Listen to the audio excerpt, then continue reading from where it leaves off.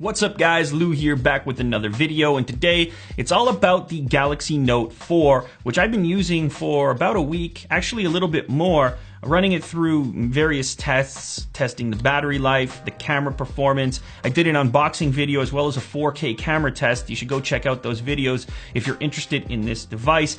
But I've been receiving a huge number of requests, possibly from Apple fanboys, suggesting that I've been unfair in bend testing the iPhone 6 Plus, but not doing the Note 4 yet.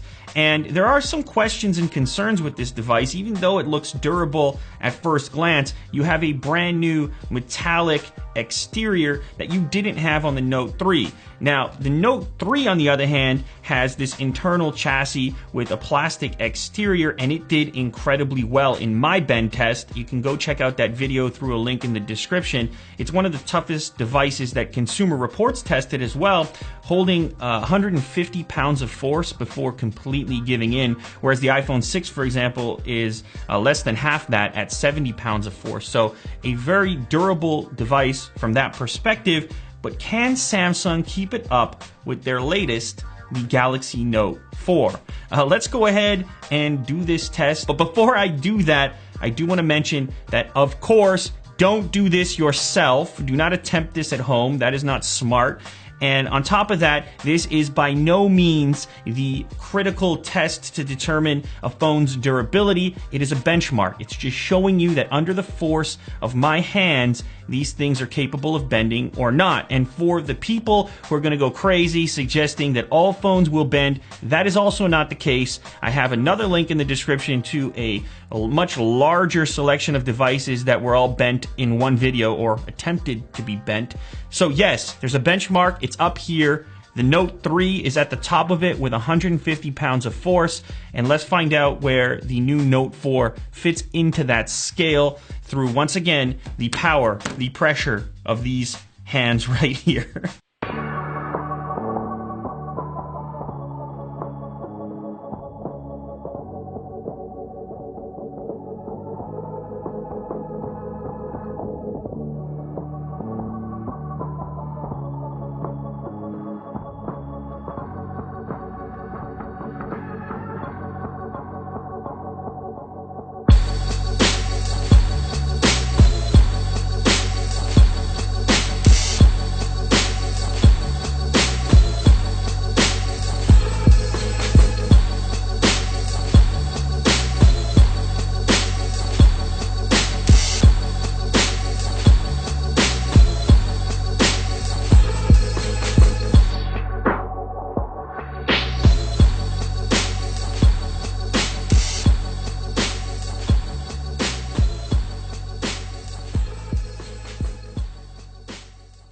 Alright, so there you have it. The Note 4 does bend a little bit, and funny enough, it's in the exact same spot as the 6 Plus.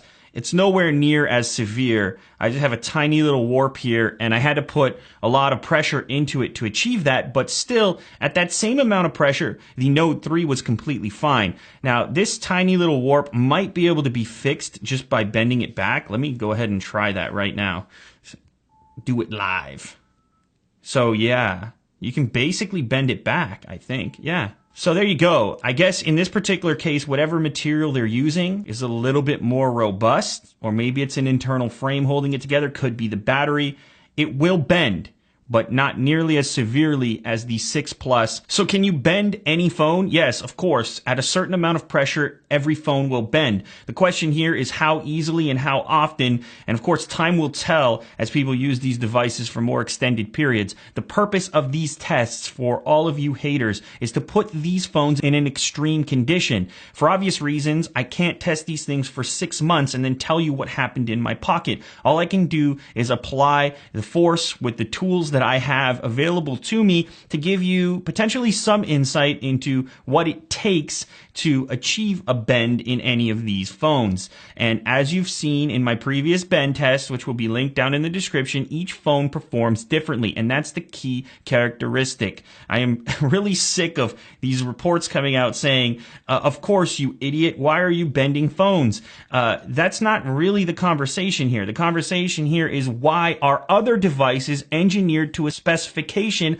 higher than others? Why? Why do that? If no phones ever bend, why can the Note 3 withstand 150 pounds of force, whereas other devices are less than half that? Oh, let me guess, they just had extra money to invest in durability? No, because everybody's perception of what a durable phone is different. And some manufacturers have a specification here, others have it here. And as we continue to miniaturize our devices, we're going to take hits on durability. So as mentioned before, these bend tests are not the be-all and end-all of durability testing on a phone. They are the far end of the spectrum, the extreme case.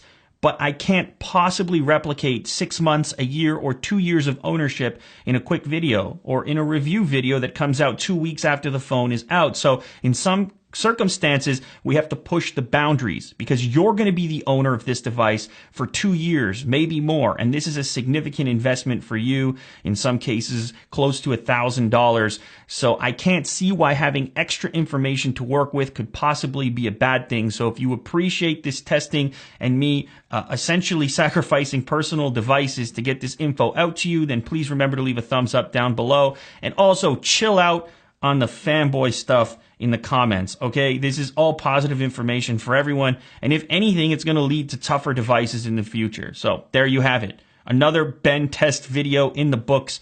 The Note 4. It can be bent, not very much, with a lot of force, and then it can also be bent back without any real issue regarding the integrity. At least that's what I just found out right now. All right, guys, that wraps this up. Catch you on the next episode.